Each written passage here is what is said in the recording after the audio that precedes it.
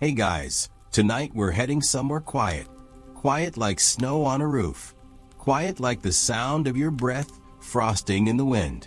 You're standing on the rocky edge of a lava field, where the wind howls like it's never heard joy, and every farmhouse looks like it could just vanish into the mist.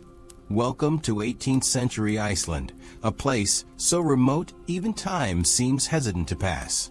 Tonight, you've made the mistake of stealing dried cod from a neighbor's shed, because in a land with no trees and barely any daylight, fish is currency. Your boots are soaked, your fingers are numb, and you're trudging toward justice. And justice here doesn't come with a gavel. It comes with sheep, shame, and laws that haven't changed since sagas were recited by firelight. You probably won't survive this. So, before you get comfortable, take a moment to like the video and subscribe, but only if you genuinely enjoy what I do here. And tell me, where are you watching from? And what time is it in your corner of the world? Now dim the lights, maybe turn on a fan for that soft background hum, and let's ease into tonight's journey together. The courthouse isn't a courthouse. It's a turf-roofed shack halfway between a church and someone's sheep barn. You stand ankle-deep in volcanic gravel, while a man in thick wool gloves reads your charges by candlelight. His voice is calm, sleepy even. But don't be fooled. He's about to decide whether you spend the next month with a local priest or in a pit. Your crime was practical. The winter was too long, the food too little, and the neighbor's cod was just there, hanging like some cruel joke in the wind. Historians still argue whether this era's harsh punishments were about justice or sheer survival. Some say it was the law clinging to order in an unruly land. Others, they think it was boredom mixed with a little too much fermented shark. You're told this isn't your first offense.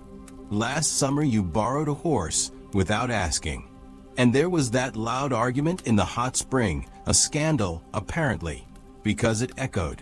But now, you wait for your sentence. A clerk scribbles on lambskin parchment with a quill made from raven feather. It squeaks. Somewhere nearby, a sheep bleats in sympathy, or maybe judgment. You imagine being exiled to the fjords. Cold, lonely, full of puffins with better social lives than you. Or worse, being sent to knit repentant socks. Yes, that's a real thing. We'll get there soon. The magistrate, whose beard is impressively icicled, gives a nod. You're to spend 2 weeks laboring in the sheep pens of the very neighbor you stole from. You'll sleep in the hayloft. You'll eat what you tend. You'll earn back that cod, minute by freezing minute. Oddly, this is a light punishment, a mercy, because Icelandic law, for all its frost and fire, wasn't always brutal.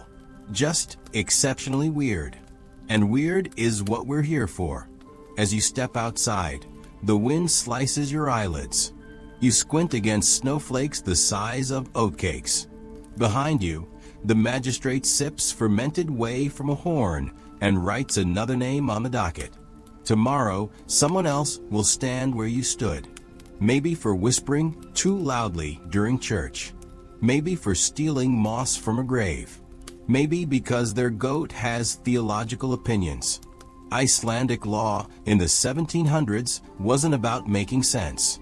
It was about making order out of chaos. And in a land ruled by nature more than kings, sometimes order came shaped like a shamestone, or a wooden tub of icy water, or a deeply awkward wedding ceremony. As you trudge toward your new life in the sheep pens, the snow seems to hush even your thoughts. This isn't over. The scrolls of Icelandic justice are just beginning to unfurl. You wake with hay in your mouth. The loft above the sheep pen smells like old wool and faint ammonia, with just a hint of sour milk and regret. The cod you stole is long gone, eaten or frozen into a slab in someone else's kitchen. But your sentence is only just beginning. Outside, your new overseer, your former victim, shouts something unintelligible through the wind. You're handed a dented iron bucket and pointed toward the animal enclosures. The goats, you like you're beneath them. And frankly, you are. But as you shovel, you remember what the magistrate read yesterday. Your crime was officially recorded on what's called the Sakamalaskra, or Scroll of Sins. It's not a metaphor. There are actual scrolls, parchment, ink, lined shelves in churches and magistrates' homes, full of names and deeds. Some scrolls contain crimes that make sense: assault, theft, blasphemy. But others read like the fevered dream of a cranky village elder. One man was tried for maliciously baking flatbread too thin. Another for startling a priest's wife with a songbird. And of course, there's the infamous 1761 case, where a woman was fined for excessive spinning during mourning. Historians still argue whether that meant she was spinning wool while grieving, or emotionally spinning out. Either way, she paid in turnips. You try not to laugh as you think about it, but the goats glare harder. They don't appreciate levity. The punishment system was eccentric but deliberate. See, in a land where crime scenes might be buried under snow for 8 months, you had to make guilt visible in other ways. That's why punishments were often theatrical, designed to be remembered. Sometimes, the accused had to walk through town wearing symbolic hats. The hat might have a picture of your crime stitched on it in bright thread. Gossipers wore hats with long ears. Adulterers had hats with stitched flames, subtle. In extreme cases, the guilty would wear a shame board around their neck, a slab of painted wood or carved stone with their name, crime, and sometimes a rather judgmental drawing. These were heavy, not just symbolically, literally. If you gossiped too much, your punishment might weigh 10 kilograms and hang from your collarbones while you churned butter under village supervision. There's one recorded punishment from 1728 where a man convicted of lying had to carry a sheep's skull tied to his waist for 6 weeks. The skull was decorated with runes. And yes, it was known to clack against his knees as he walked. You start to understand the strategy. These punishments weren't just about pain. They were about being remembered. The scrolls might forget you, but the town never would. Some scrolls even have margin notes, little doodles, editorial comments like "this one again" or "still hasn't learned." Which raises questions. Were the magistrates bored? Or was this Icelandic law's early attempt at social media shaming? Modern historians admit they're baffled by how decentralized Icelandic law was. While Denmark technically ruled Iceland in the 18th century, much of the justice system was enforced locally. You could be tried by a priest, a sheriff, or even a farmer with the right paperwork. And punishments varied wildly, even for the same crime. Steal bread in one village? You clean the church windows. Steal it in another? You're making soup for the infirm for a year. Consistency was not a thing. And don't even think about appealing. Appeals required a letter sent to Copenhagen by boat, which meant 3 months of waiting. If the sea ice didn't kill your messenger first. By the time your appeal reached the capital, your punishment was probably over, or you'd frozen to death knitting socks by candlelight. You finish your morning labor and are allowed to sit on a rock with a bit of dried rye bread. The wind whips your cloak like it has a personal grudge against it. You picture the scroll with your name on it. Probably says something like cod theft, minor, remorse level medium. Maybe someone even drew a little fish next to your name, swimming away. Later, when the sun dips below the horizon for its quick winter nap, the neighbor tells you a story about a man who tried to escape his punishment by pretending to be dead. He laid in a shallow grave for hours until a curious fox dug him up. His punishment? Reburial, followed by 30 days of guarding graves at night, without shoes. The law had humor, dark, frozen humor, but it had heart too. The goal, believe it or not, was restoration. Icelandic punishment was rarely fatal. The goal wasn't death. It was discomfort, social pressure, moral nudging, and sometimes making you carry a sheep skull. As night falls, the wind howls like it's reading the scroll aloud. You curl into the hay, cheeks cold, but brain warm with the odd logic of a legal system stitched together by wool, runes, and just a bit of mischief.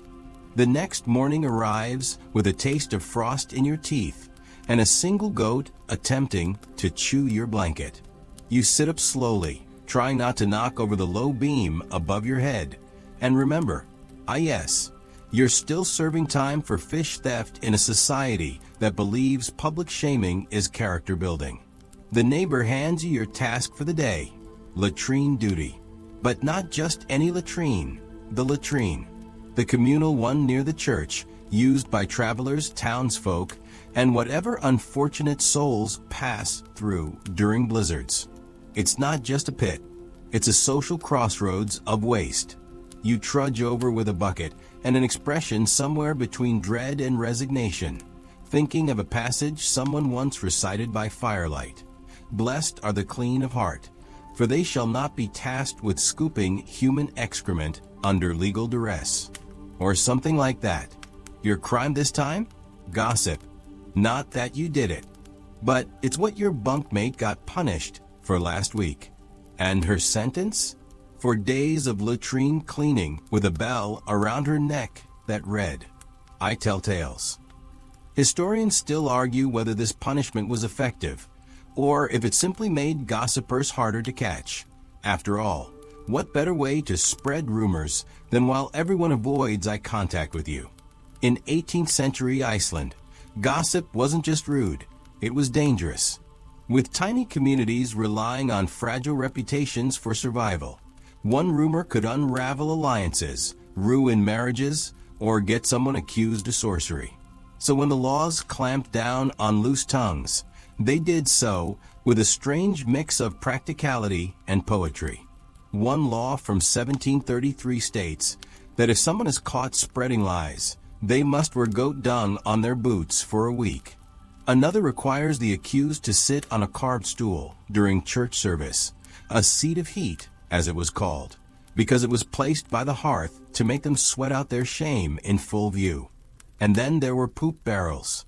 In some rural settlements, repeat offenders were sentenced to collect waste from outhouses and carry it in open barrels down to the river. They'd wear aprons stitched with red thread, the mark of a filth handler. Kids would follow them, singing unflattering songs. One preserved verse translates loosely to, if your mouth runs like a stream, may you carry what's downstream. You squat beside the latrine now, try not to gag as you scrub the wooden seat. The wind flaps your sleeves like mocking hands.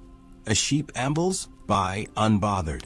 Your mind wanders to other peculiar punishments Icelandic law devised for those who disturb the peace with words. There was the tongue charm, an herbal remedy applied to the lips of chronic liars. Burned like fire, they said. Possibly mint, possibly vengeance. In one notorious case from 1775, a teenage boy accused of malicious mumbling during prayer was sentenced to silence for 30 days. He had to wear a slate tablet around his neck reading, I am thinking instead. Whether he learned anything is unknown, but the town sure slept better. Of course, not all gossip came from ill intent. In a cold, cramped world, talking was warmth. It was how stories spread, news traveled, how hope flared during 12-hour nights. Some magistrates recognized this and gave lighter punishments, like making the guilty repeat wholesome proverbs aloud in the town square. There's one record of a woman forced to recite the virtue of the quiet mind every hour on the hour for 3 days straight. She reportedly lost her voice, but not her wit. And then there were the goats. You can't escape the goats in Iceland. Not in real life, not in law. They often served as audience witnesses or, in some surreal cases, accessories to the crime. There's one anecdote in the legal scrolls about a man who claimed his goat could predict weather, and he charged neighbors to hear its bleats. When he failed to predict a major snowstorm, he was fined for false prophecy and theatrical goat training. His punishment? Dress as a goat and sleep outside for a week. In January, goats, in a strange twist, also featured in punishments for gossipers.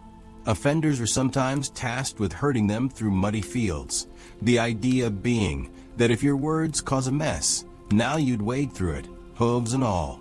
And you? You finish cleaning the last latrine plank and stand, stretching your spine like it's made of frozen rope. You've survived a morning of filth, ridicule, and introspection. Somewhere, your name has probably been inked on a new scroll. Cod thief, now part-time sanitation specialist. You walk back to the sheep pens, half expecting a goat to report your progress. The wind carries no rumors now, only the faint scent of sulfur from a distant hot spring. You wonder if tomorrow's punishment will be quieter. Spoiler, it won't. By now, you've accepted that every day in 18th century Iceland offers a new opportunity to be humbled.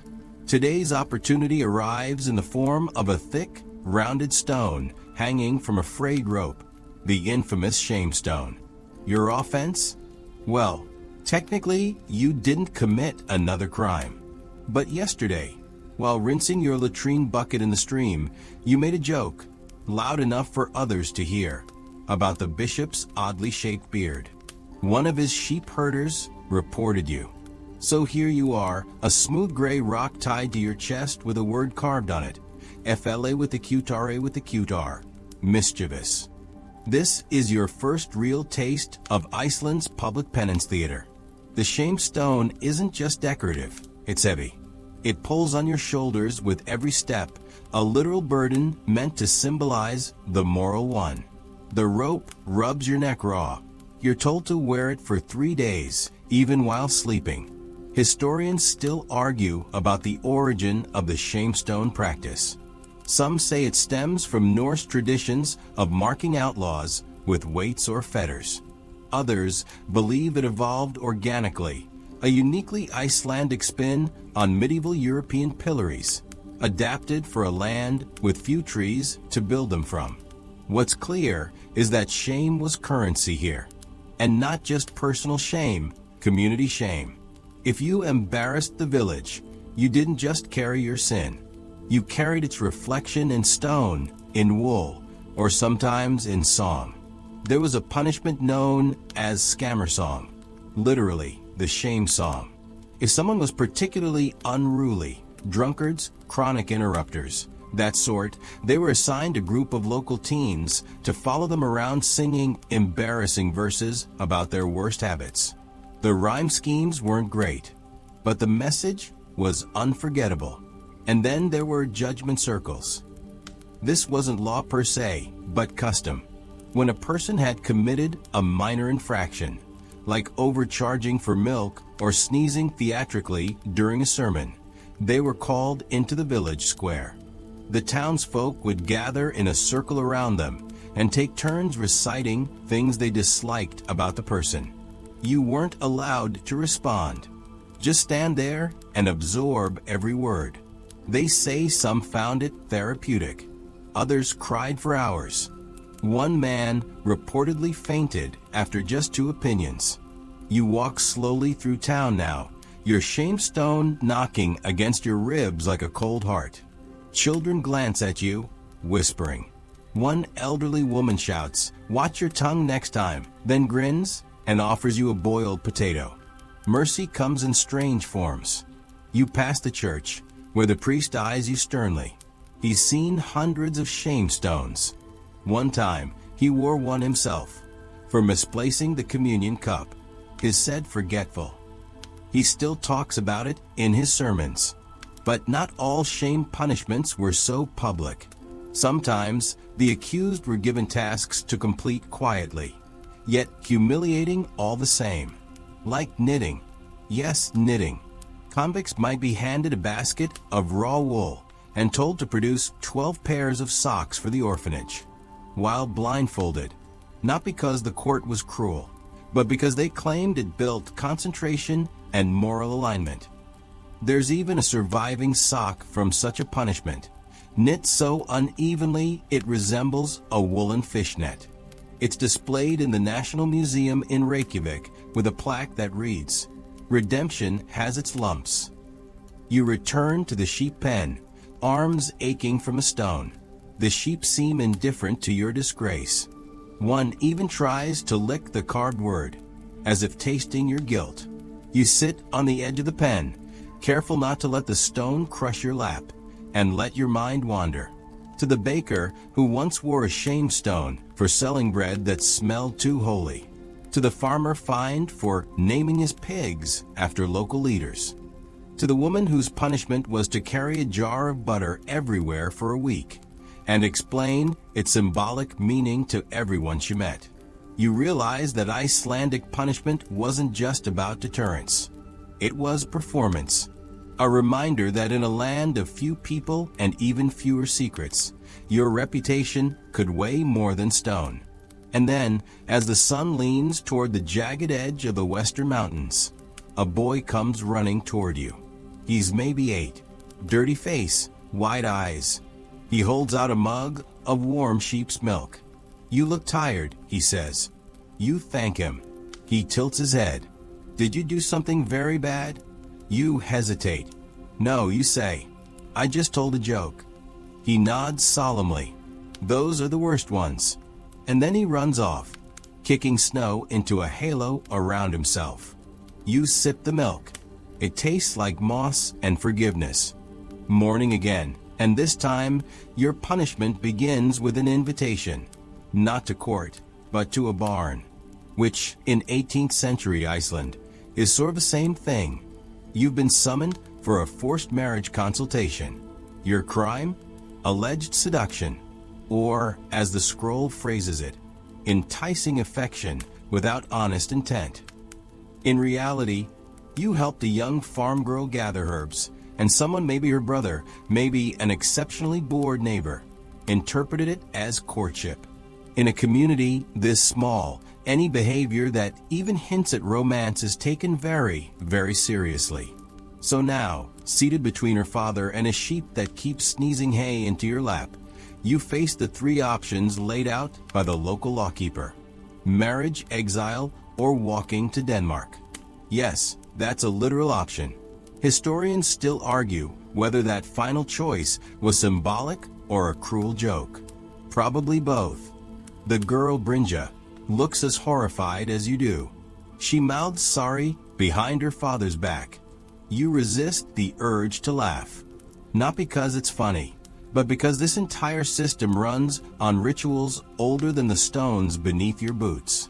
Forced marriages in Iceland weren't uncommon in this period, not always legally mandated, but heavily encouraged by social pressure. When a pairing was deemed improper or entangling, the path to restoration usually involved either a wedding or a relocation. Quick fixes for moral wrinkles. You are given the day to think. Brynja is already walking briskly toward the distant hills, probably to scream into a volcano. Meanwhile, you retreat to the sheep pens again, thinking of a tale the priest told last week about a young man named John who was caught kissing his cousin behind a peat stack. Their punishment? A marriage with a permanent roommate clause. They lived together, but in separate corners of the same turf house, tied by law, but not by affection. Their goats got along better than they did. Icelandic marriage law in the 18th century was a mix of Scandinavian tradition and church decree, laced with alarming pragmatism. Love was optional, but property, inheritance, dowries, those were sacred, which is why seduction, real or imagined, was treated like a prelude to theft. One peculiar law stated that a man who spoils the reputation of a maid shall either pay in sheep or bind himself to her hearth. Romantic. In another scroll, there's a note about a woman who refused 3 suitors and was fined for disrupting the marital cycle. Her fine? She had to host a matchmaking event for the village, featuring cold barley tea and riddles about oxen. It did not go well. You think about that as you pace the snow-lined path. The idea that flirtation could equal obligation, that helping with herbs could be misread as intent, that in a world where people rarely left their hamlets, even eye contact could spark scandal. And yet, the system wasn't entirely heartless. There are stories, rare ones, of true love that slipped through the laws, of couples who defied expectation, faced judgment circles together, and emerged not just married, but happy. One couple was sentenced to a year of shared punishment, cleaning fish and patching boats. They laughed so much that the magistrate reduced their time. Still, for most, love was a secondary concern. Marriage was a binding contract, a merger of assets, animals, and chores. You return to the barn, your decision weighing heavier than yesterday's shamestone. Bringe's father watches you with an expression like curdled milk. "I'll take exile," you say. He nods. No surprise. He hands you a small sack of barley and a pair of leather mittens. North. There's a shepherd near the fjord who needs help. Exile in Iceland wasn't a distant island or a foreign land. It was usually just the next frozen valley over. But the message was the same. You do not belong here now. As you walk into the wind, you reflect on how different justice looks in a place where every person is known, every act observed, and every consequence carved into snow and memory. And you wonder, when you get to the shepherd's hut, will there be a goat to judge you too? Your exile hut creaks with every wind gust like it's trying to confess to some sin of its own. The door hangs on one hinge. The roof has ambitions of becoming a floor. But it's shelter, and that's enough for now. The shepherd doesn't speak much. His name might be Olafur, or maybe that's just what the goats call him. You're here to assist with winter herd duties, feeding, cleaning, and listening to the wind scream through every crack in the turf walls. But your hands aren't the only things getting a workout. This morning, Olafur hands you a bundle of coarse gray wool and a pair of rusted needles. "Knitting time," he grunts. You blink. "Yes," he says again. "Court orders." Turns out your exile came with a sub-sentence, community restitution. And the local priest has decided you'll spend your exile knitting socks for orphans while blindfolded. It sounds like folklore, but this was a real punishment, recorded in at least 2 legal scrolls from the 1740s. Convicted wrongdoers, particularly those seen as idle or too clever, were tasked with domestic labor to build humility and productive repentance. The blindfold, a test of patience and faith. Historians still argue whether this was an actual legal requirement or just a particularly devout priest's invention. But several surviving penance socks with wildly uneven stitches suggest that someone was indeed making garments in total darkness. You tie the blindfold and stab yourself with the first needle. This is going to be a long afternoon. Knitting isn't just a punishment here. It's a pillar of survival. Wool is warmth, currency, and cultural pride. Every family spins and knits. Some even recite prayers over each stitch. Dropping a loop could be seen as a moral lapse, especially if you were crafting for the church. There's a famous punishment from 1762. A woman who insulted a visiting Danish merchant was sentenced to knit an entire altar cloth using only plant-dyed wool and a sheep's rib bone as a needle. The pattern had to depict mercy. She chose lambs sleeping on cloud-shaped fjords. It was deemed acceptable. You aren't making anything so symbolic. Your first sock looks like it's trying to become a hat. But Olafur nods approvingly anyway. "Better than the bishops," he mutters. Apparently, even the bishop once received a knitting penance for misappropriating church grain during Lent. His socks were auctioned off, raising enough money to rebuild a collapsed bridge. As you squint beneath the blindfold, you start to hallucinate woolen ghosts. Threads become rivers. Needles whisper secrets. You lose track of time. You forget your fingers are yours. By evening, your lap is covered in knots. One sock might pass inspection. The other resembles a squid. Olafur claps your shoulder. Good first day. He hangs your socks by the fire. They steam like small animals, drying into repentance. After supper, fermented lamb and a single boiled onion. You sit by the hearth, listening to the goats mutter outside. Knitting punishments, you realize, were part of a broader system of moral labor. Iceland didn't just punish with pain, it punished with process. Long, tedious, soul-shaping tasks that wore you down until your thoughts matched your actions. Or, at least slowed to a crawl. There was another version of this punishment called thread watching. A gossiper or chronicler was tasked with counting the rotations of a spinning wheel for 8 hours a day. They weren't allowed to touch it, just sit and observe. The goal? Meditation through monotony. You understand now. This isn't about the sock. It's about stillness. About making peace with yourself while unraveling wool and past mistakes. Outside, the wind howls again. You take off the blindfold and blink at the fire. It blinks back.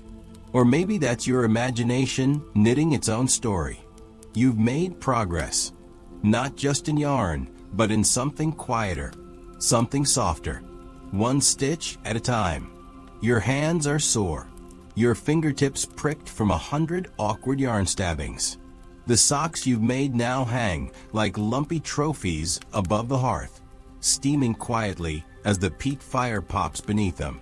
But there's no rest for the wrongly flirtatious. Olafur wakes you at dawn with a grunt and points to a half-frozen wooden chest by the door. Take it to the priest, he says. Judgment Day. You hesitate. Again? But you obey. The chest creaks open just enough for you to glimpse what's inside. Books, runes, and a bundle of herbs that smell suspiciously like burnt pine and goose feathers. Your eyes narrow. You've heard of this ritual. It's time for a sorcery check. That's right. In 18th century Iceland, sorcery wasn't exactly a crime. But it wasn't not a crime either. The law books had specific clauses for Galdra, magical practices drawn from Norse tradition, Christian superstition, and a healthy dose of local weirdness. You could be punished for owning suspicious symbols, chanting things in the dark, or, for some unlucky souls, simply being near an unusually successful cow. Historians still argue whether these laws were sincerely enforced or just invoked as social tools. What we do know, even into the 1700s, people were put on trial for having old spell books, for writing names in soot, or for muttering charms during childbirth. One poor fisherman was fined for using wind words on his boat. His defense? He was just talking to the seagulls. You hike to the village church with your mysterious box, breathing cold through chattering teeth. A raven circles overhead. Naturally, the priest greets you with an exhausted sigh and beckons you into the vestry. Inside, he lays out the items from the chest with theatrical care. Herbs, papers, stones, a carved bone whistle. Each object is inspected, judged, sometimes sniffed. Do you know what these are? He asks. You shrug. Dusty things. He doesn't laugh. The priest explains that you're being checked for potential magical intent. Not actual spells, just intent.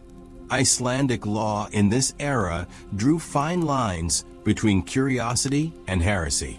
Owning a rune stone wasn't illegal, but combining it with seaweed and a nightjar's feather? Now you're risking exile, or worse, a full week of silent church sweeping. You remember the story of Gernarnadottir, a widow accused in 1748 of placing sun-sick stones. near the village cows.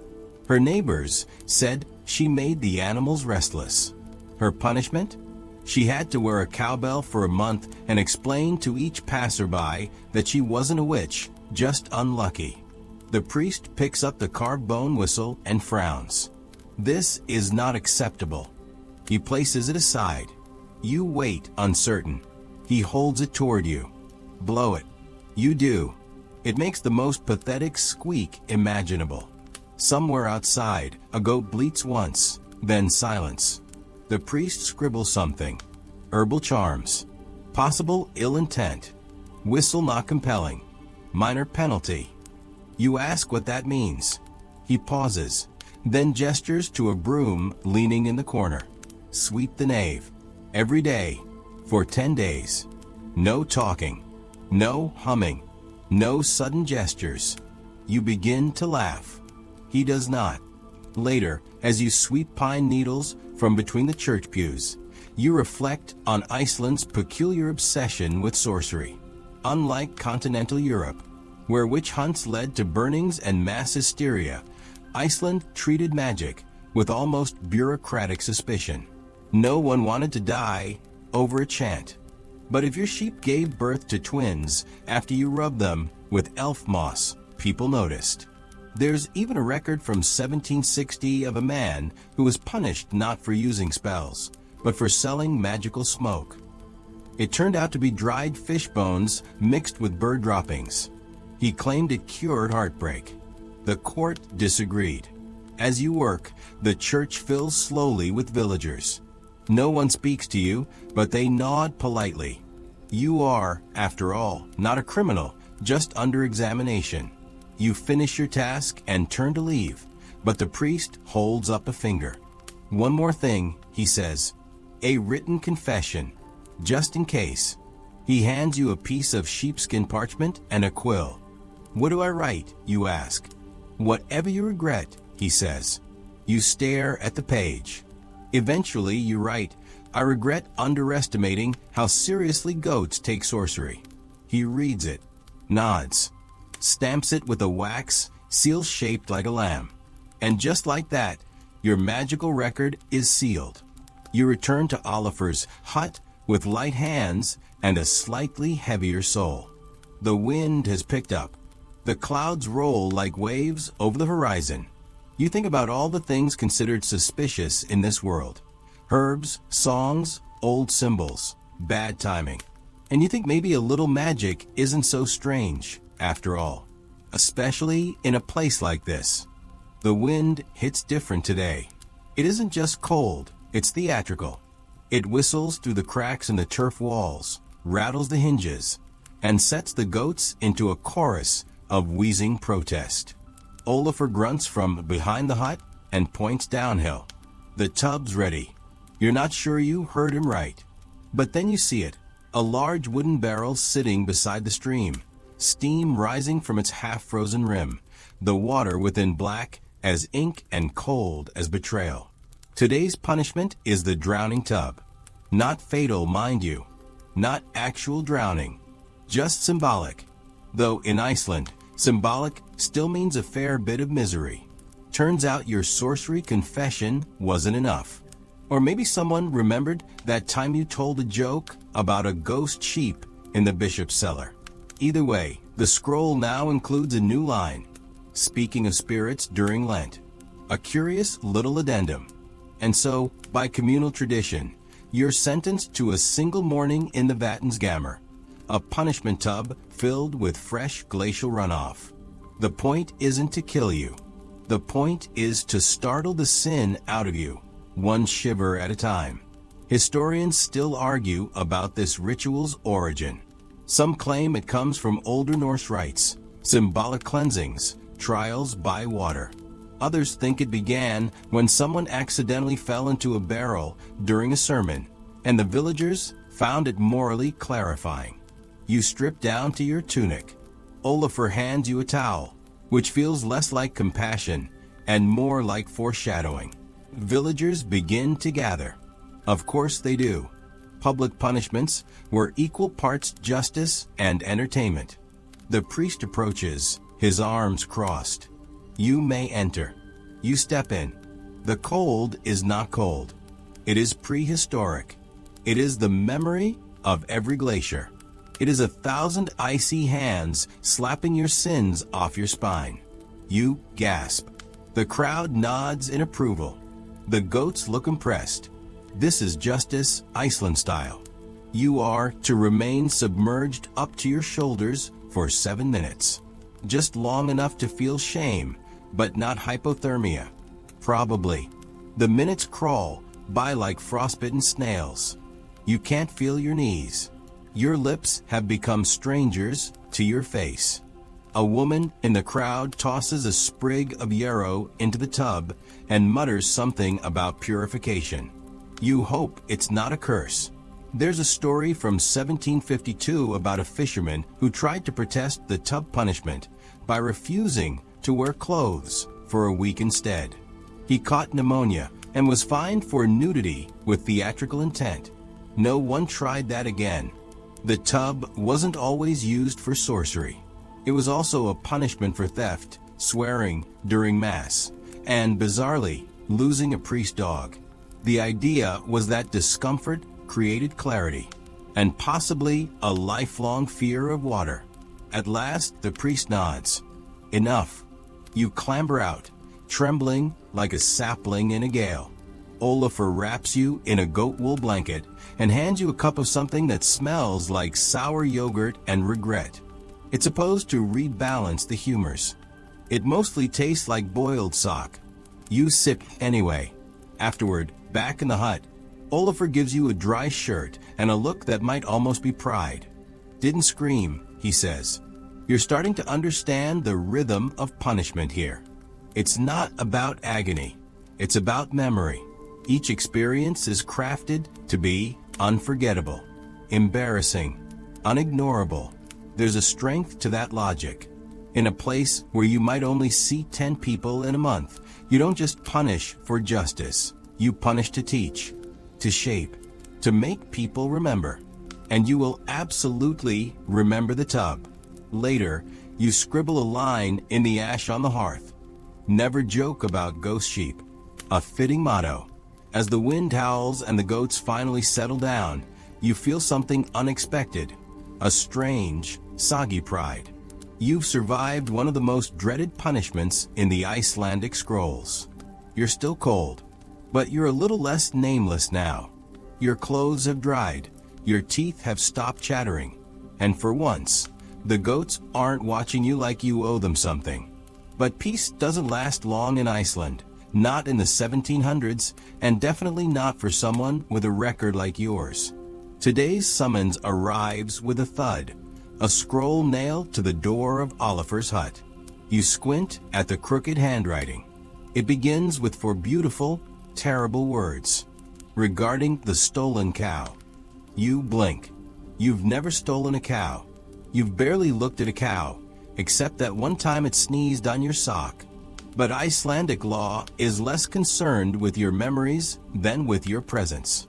Someone's cow is missing, and the last person exiled to the area, you, is now the prime suspect by default. You trudge downhill toward the makeshift tribunal in a long-abandoned sheep barn. Inside, a priest, a deputy, and an extremely elderly scribe await. And in the corner, looming like a fuzzy judge, the cow herself. Apparently, she's been found. But the trial must continue, because the cow has a story to tell. This is not an exaggeration. Icelandic legal tradition, particularly in rural regions, sometimes included animal testimony, or at least the pantomime of it. Historians still argue whether this was symbolic theater, or if folks genuinely believed livestock could reveal guilt with their behavior. The cow is led into the center of the barn. The scribe reads your name aloud. The cow snorts. Everyone gasps. The priest frowns. This reaction is notable. You try to protest, but one of the witnesses, probably a neighbor with a long memory and a longer sense of drama, claims he saw you glancing with intent at the cow the day she went missing. Perhaps, he adds, with thoughts of unlawful cheese. You stare at him. Still, the trial proceeds. You're allowed to question the cow. You lean forward, look into her glassy eyes, and say solemnly, "Did I steal you?" She coughs, or sneezes, or maybe just breathes in hay. The priest makes a note.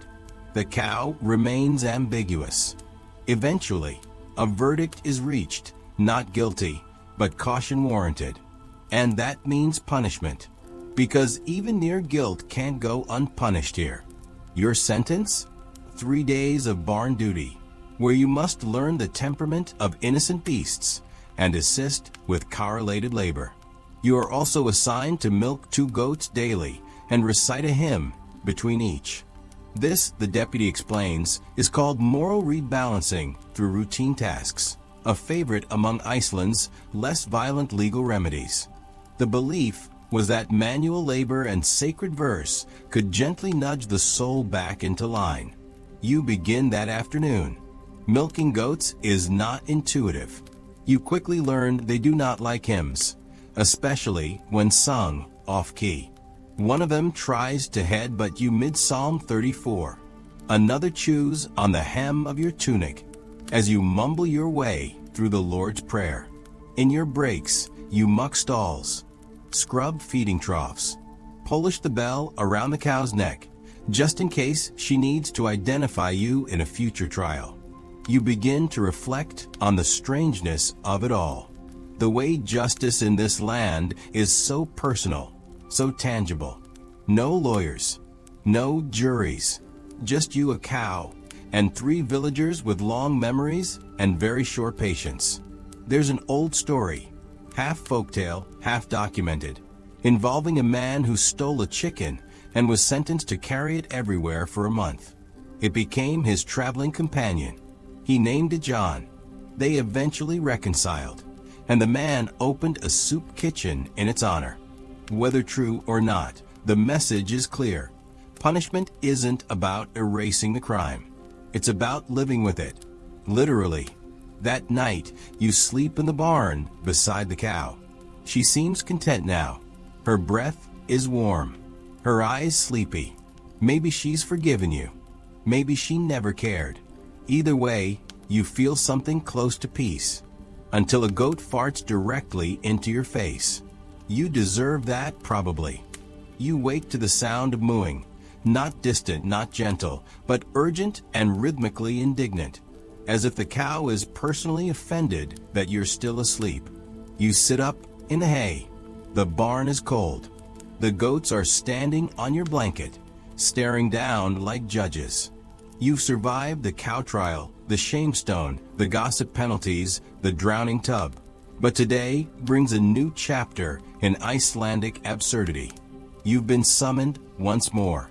This time, it's not a trial. It's a reenactment. Apparently, the magistrates are still unsure about the full circumstances of the alleged cow incident. So, by decree of the village council, you are to participate in a truthful recitation of events through mimed demonstration. In simpler terms, you're about to act out a crime you didn't commit. For legal clarity, this is an unusual by 18th century Icelandic standards, when facts were murky and weather too fierce for thorough investigation. Reenactments became part of legal process. There are even scrolls outlining how to stage them, with symbolic gestures, goat surrogates, and optional musical accompaniment, depending on the budget. Historians still argue whether these reenactments were meant to uncover truth or simply give closure to a suspicious crowd.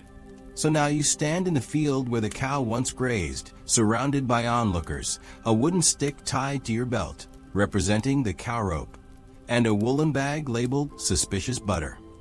The deputy reads the alleged sequence of events, and you must mime each step. First, approach the cow calmly. You do. Second, pretend to loop rope around cow's neck. You perform a gentle lasso motion that gets a few chuckles from the younger villagers. Third, sneak away down the path with the invisible cow. You mime the getaway, crouched, exaggerated, tiptoeing like a pantomime burglar. Then comes the final, unexpected line. Defendant must now respond in cow. Yes, it's in the scroll. You are to provide the moo your hypothetical stolen cow might have made, had she resisted. You clear your throat. The crowd leans in. And then, with the dignity of a man truly broken by legal farce, you moo. Loudly, with feeling. Somewhere in the back, someone applauds. You bow. The reenactment concludes. The scribe records it all in stunning detail, complete with stage directions. He mutters, one of the better ones this year, under his breath. You think you're free to leave, but no. The priest calls you aside. There's still the matter of the butter. Apparently, during the cow's brief absence, someone found a lump of homemade butter buried near the stream. Suspicion lingers. No one knows whose it is. But in Iceland, butter theft is no laughing matter. So begins the butter hearing. No trial. No reenactment. Just a guessing game wrapped in legal formality.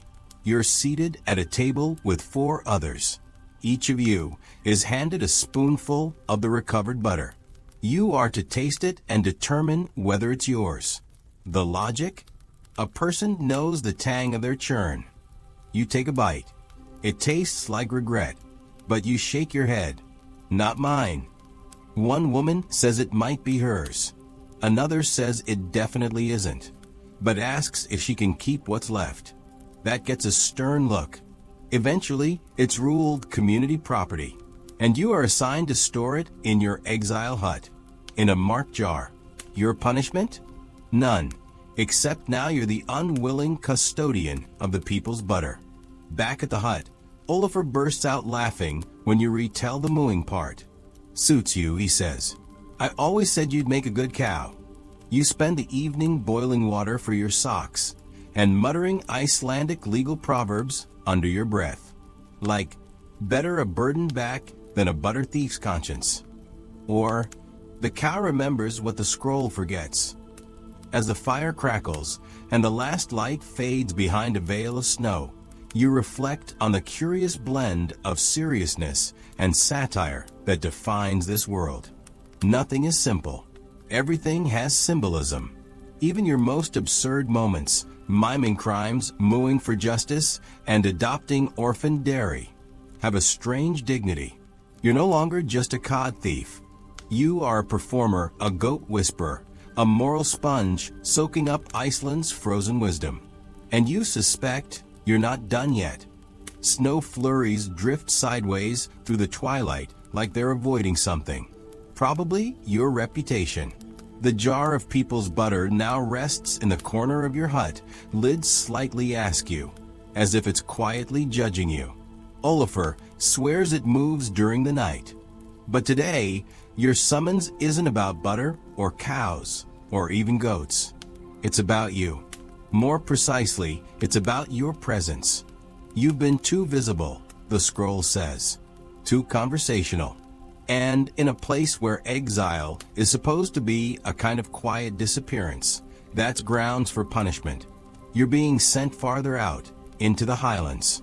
A volcanic stretch of wilderness so empty, it makes exile look like a village picnic. No farms, no sheep, just black rock, bitter winds, and the occasional sulfur vent that hisses like an angry kettle. You'll be there alone. It's officially called mild relocation, a phrase that appears in several Icelandic scrolls and always precedes something unpleasant. The rationale? If social reintegration fails, one must reflect in the land silence. Historians still argue whether these remote postings were true punishments or just cleverly disguised banishments.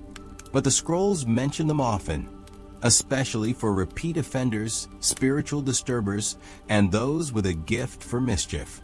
So you pack a tunic, a wool cloak, half a dried onion, and of course, the butter jar, which you're required to bring for accountability.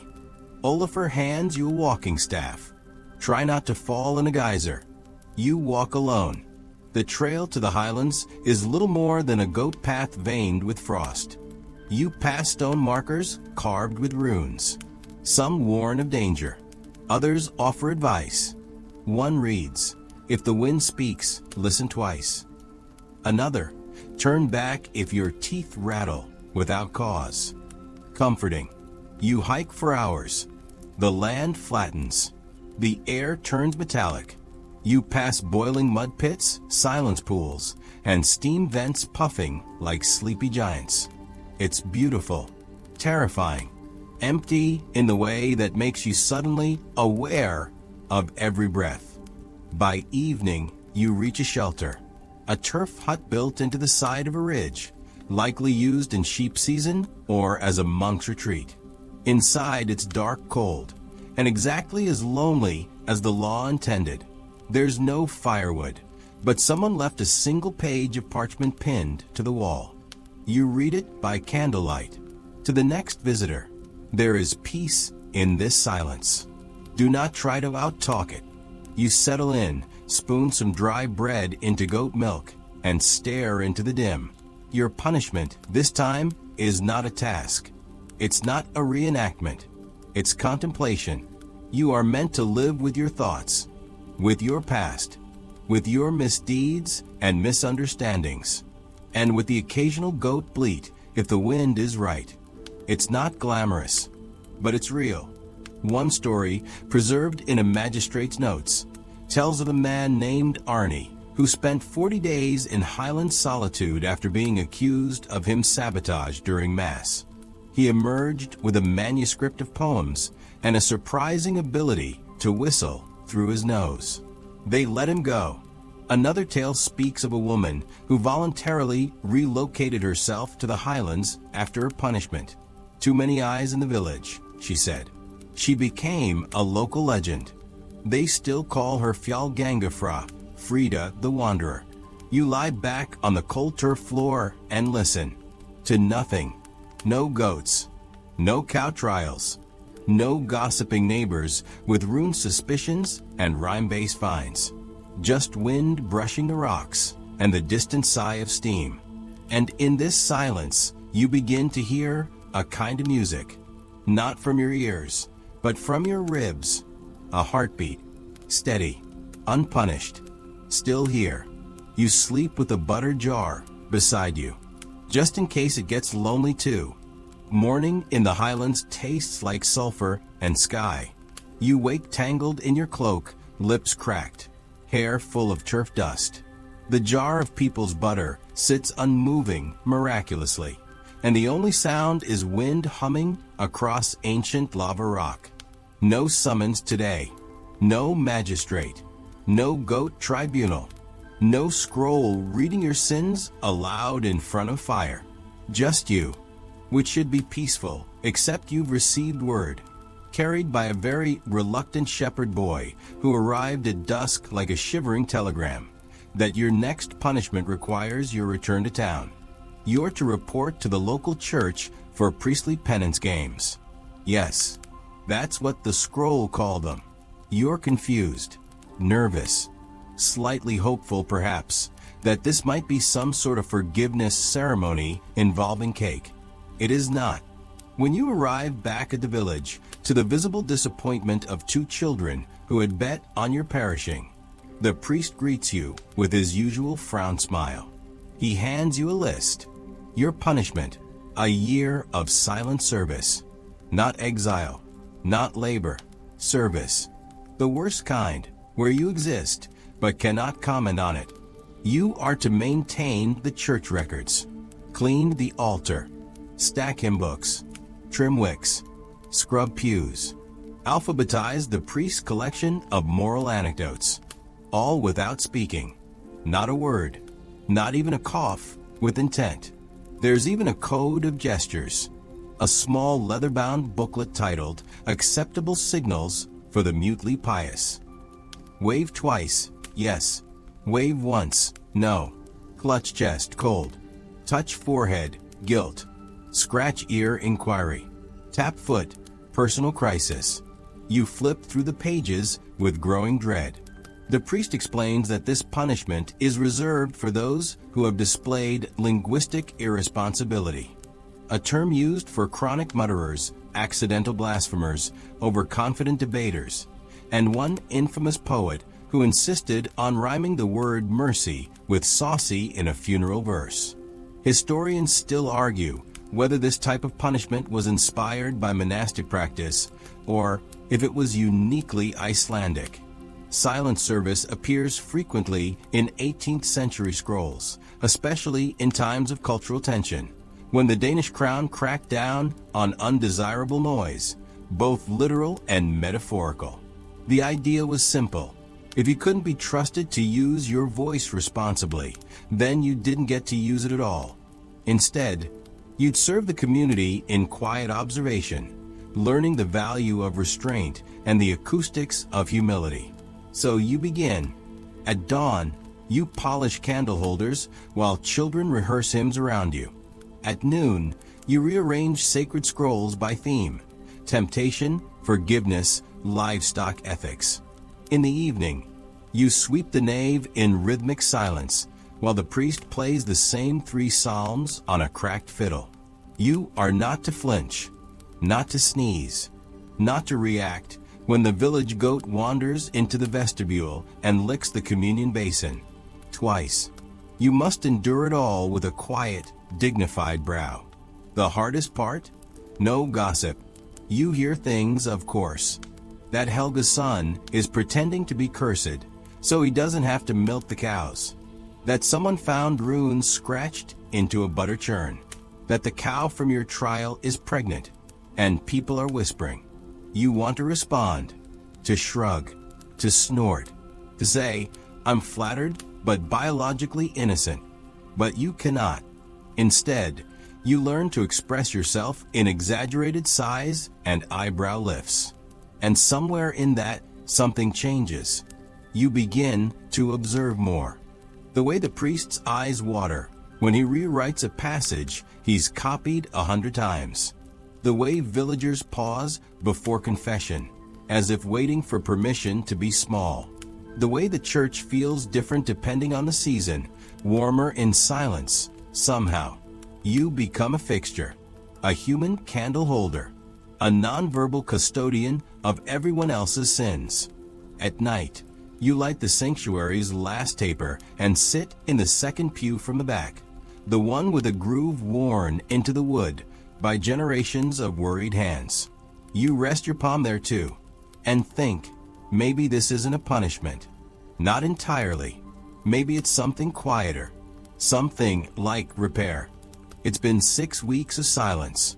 6 weeks of gesturing politely at hymnals, nodding at goats, and bowing with great solemnity whenever someone sneezes in your general direction. You've become so practiced at saying everything without words that a child at church recently asked if you were half ghost. You tap your foot 3 times. Personal crisis. But just as you settle into the rhythm of mute penance, fate, being the sarcastic entity it is, decides your next punishment will require plenty of noise. The morning scroll arrives with a heavy thud, delivered by a goat with a ribbon on its horn and a stamp that reads, "Summons for heresy involving livestock." You stare at the goat. It stares back accusingly. You're informed of your latest offense. During last week's silent sweeping, your presence allegedly caused a goat to sneeze in the church's northern aisle at the precise moment of Scripture. The passage in question? Let all creation praise his name. The goat's sneeze was taken as sarcasm. And now, in accordance with Regulation 47.b, an extremely real and deeply absurd section of 18th century Icelandic rural law, the animal in question is to stand trial for blasphemy. And because you were within 5 feet of the incident, you are now the goat's legal representative. That's right. Welcome to your next punishment, Goat Court. Historians still debate the legitimacy of these animal trials. Some argue they were entirely symbolic, rituals to make sense of chaos. Others believe they were used to maintain communal order, a way to personify wrongdoing in a controllable vessel. Regardless, Records show multiple cases of pigs, crows, sheep, and once a donkey being brought before magistrates, accused of misdeeds ranging from property damage to offensive noises during sacred rites. So you stand now before a makeshift tribunal, the priest, 2 elders, and a scribe so old he seems to write in tree rings. Beside you, the goat. She chews calmly, utterly unbothered. Your job is to prove her innocence, or at least convince the court she didn't intend to disrupt a holy moment. You begin. Your defense is nonverbal at first, by habit, but the priest waves this off. You may speak on behalf of the accused. Only the goat must remain silent. You clear your throat. She's not literate, you say. She can't read scripture, let alone blaspheme during it. Murmurs. 1 elder counters, but she sneezed. Loudly. And only once, with precise timing. It was performative. You respond, she's allergic. To incense. We all are. That stuff is 80% moss and ambition. More murmurs. The scribe nods thoughtfully. You produce your next piece of evidence. A sprig of yarrow and a handful of straw from the church's altar rug, both coated in fine goat hair. This, you say, is botanical entrapment. The court is silent. Then the priest sighs. We will settle this with the traditional method, he says. The bleat test. You blink. Excuse me. The priest explains. If the goat bleats in response to the reading of sacred verse, she is guilty of disrespect. If she remains quiet, she is absolved. You all turn toward the goat. The priest opens a scroll. He reads, "Blessed be the creatures of land," and bleat. A sharp, pointed, unambiguous bleat. The timing is flawless. Everyone gasps. You whisper, "That was a sneeze." Too late. The sentence is delivered. Community service through ceremonial embarrassment. The goat will wear a tiny wooden plaque for 1 month reading. I spoke out of turn. And you, as her representative, must walk her through town each morning and evening, pausing at the church steps for 10 seconds of solemnity. And if you're wondering, yes, there are specific scrolls detailing ceremonial animal shame. You fulfill the sentence faithfully. Every morning, you guide the goat, whom you've named Snorda, through the snowy streets. The villagers nod in approval. One gives her a turnip. Some giggle. Others salute. By the second week, people join you on the walk, treating it like a small parade. Children toss flowers. A shepherd plays a fiddle. Someone makes a hat for Snorda with her initials stitched in wool. Snorda becomes a symbol, not of disgrace, but of forgiveness, of the absurd resilience of Icelandic justice. You meanwhile feel lighter, like all the nonsense, all the rituals, all the rules carved into sheep bone and turf walls have become something else. A story. Your story. Snorda the goat has never been more popular. Her morning walks now attract half the village. The plaque around her neck, I spoke out of turn, has been gently adorned with wildflowers, and someone stitched a little cape for her with the colors of Icelandic moss. You, her humble escort, have become something of a local legend. Not quite infamous, not quite beloved, somewhere between the goat whisperer and that guy who mooed during court. But the justice scrolls are not finished with you yet. One morning, as you sip sheep's milk tea and watch Snorda try to eat her own cape, the priest appears again, his expression unreadable as ever. There's a final clause, he says, we need to review. Your stomach sinks. You ask what for. He unrolls a parchment, its edges crinkled like old bread, and reads aloud. In the case of excessive familiarity with the mystical or the moonlit, punishment shall be considered for violations of ghost etiquette and improper night peeing. You stare at him. He nods solemnly. Yes, today, your punishment is about ghosts and toilets. Apparently, someone, perhaps a child, perhaps a bitter cow, filed a complaint that you whistled near a grave. At night, while relieving yourself behind the barn. This, according to local superstition, and now legally binding community tradition, violates two important ordinances. The Quiet Graves Rule, which states that whistling at night can wake the uneased. The Flow Path Regulation, which mandates that nighttime urination must occur downhill from any place of rest, human or spectral. Historians still debate whether these were true laws or inherited folklore codified out of boredom. But the punishment scrolls are clear. You are hereby sentenced to the vigil. It's an old, rarely used custom that requires the accused to spend one night in the cemetery, not sleeping, not speaking, and certainly not whistling, as a gesture of respect to the dead and atonement for bodily disrespect. The good news? You're given a lantern. The bad news? It's full of whale oil and smells like ancient sorrow. That night, you stand among the gravestones, most of them nothing more than tilted rock slabs or half-erased names scratched into driftwood. The wind is still, the moss is damp, and it is very dark. No one keeps you company, not even Snorda, who watches from behind the gate like she's deeply disappointed in you. You take your place near the central cairn and begin your vigil. It's not exciting. You listen to mice scuttle through frostbitten leaves. You watch the shadows shift as your lantern flickers. At one point, a raven lands nearby and stares at you for 45 seconds straight. You whisper, "I'm sorry," just in case. Time moves slowly in the graveyard, like it's thinking twice before passing. You start to remember the stories. Every village has them, of restless spirits, of lanterns floating across lava fields, of ancestors who appear when someone's been particularly disrespectful to turf, sheep, or soup.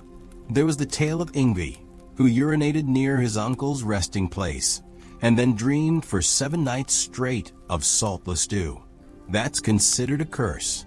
And Helga, who sang during a full moon and awoke with hair full of moss. You look around. So far, no ghosts. Just a growing awareness of your heartbeat and the strange comfort of knowing you've officially reached the legal bottom of Icelandic peculiarities. But then, a sound. Soft, crunching snow. Footsteps? You turn, holding your lantern high. It's the priest. He nods once quietly and places something beside you on the stone, a boiled egg still warm, with a sprig of thyme tied to it.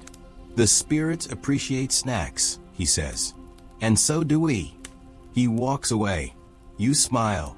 For the first time in weeks, maybe months, the world feels less like punishment and more like poetry. As dawn creeps over the hills, pink and faint as a blush, you place the egg at the base of the cairn, whisper a thank you to no one in particular, and step quietly back through the gate. Snorda greets you with a grunt. The jar of people's butter waits back at the hut, unchanged. But something in you has shifted. You've been shamed, scrubbed, soaked, silenced, and now ghost cleared. And you're still standing.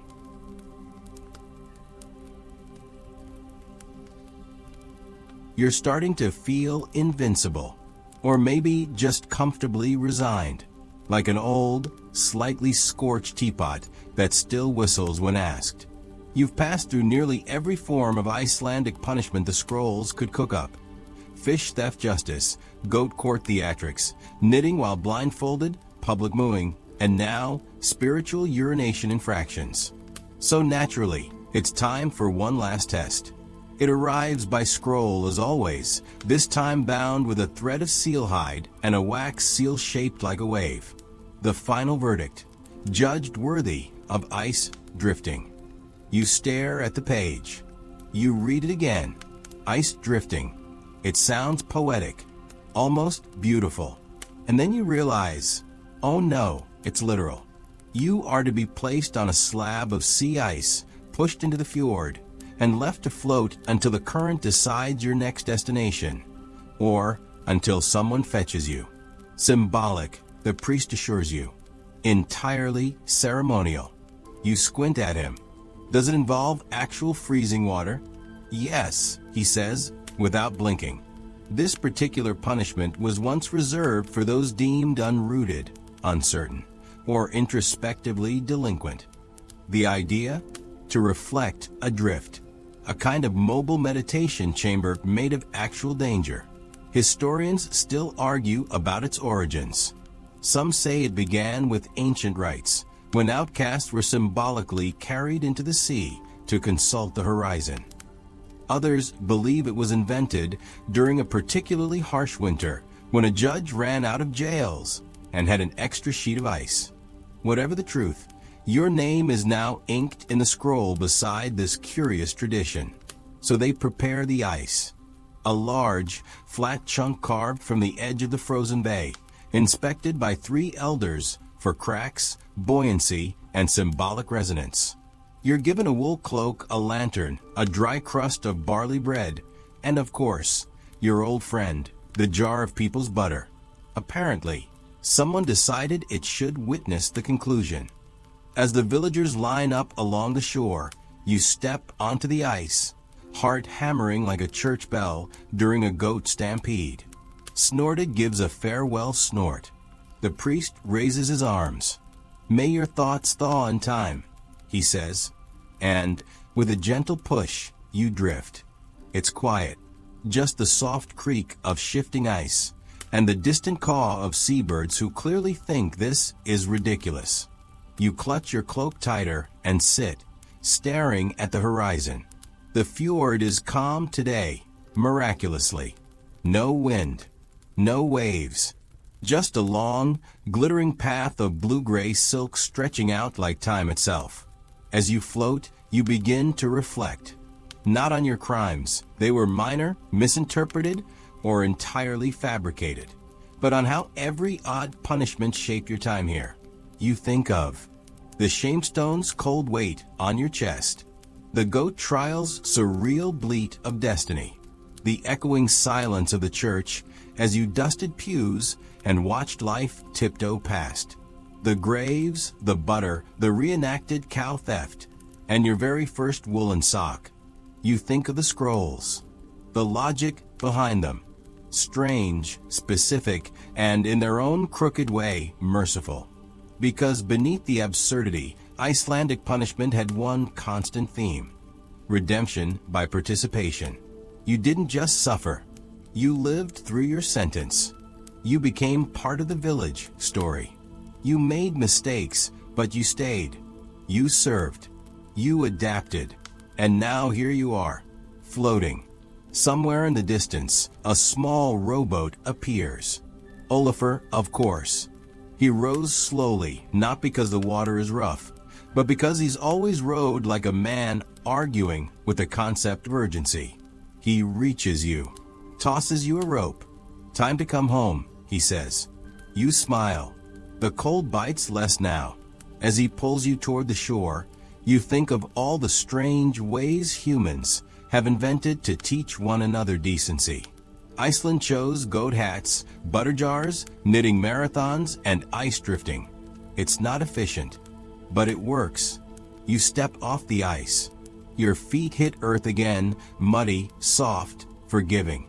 Someone hands you a warm potato. Another gives you back your hat, now slightly better stitched. The scrolls have closed your case. You are officially reintegrated. And for the first time since that fish theft accusation, you feel still. You walk toward your hut with Snorda at your side, the butter jar gently clinking in your pack, and the distant sound of a fiddle playing something that might be joy. Now, the wind softens. The icy edges of the world blur as the fjord grows still, and the sky above Iceland turns the color of ash milk tea. You lie back now in your own bed, perhaps not a turf hut, not beside a goat, but somewhere warmer, somewhere quieter, somewhere yours. And as your breathing slows, let your thoughts drift gently across the memories of this absurd, lovely, stubborn little justice system. The wool, the scrolls, The sea ice drifting not to punish, but to pause. Every odd moment, every chore and chant and chilly silence shaped a journey not of shame, but of return. This was never about crime. It was about rejoining. So if you ever feel adrift or judged or wrapped in your own version of a shamestone, remember that the story isn't over. There's always someone rowing toward you, always a way back to shore. Let the absurdity fall away now. Let the goats go quiet. Let the lantern flicker once more. You're warm. You're safe. You're home.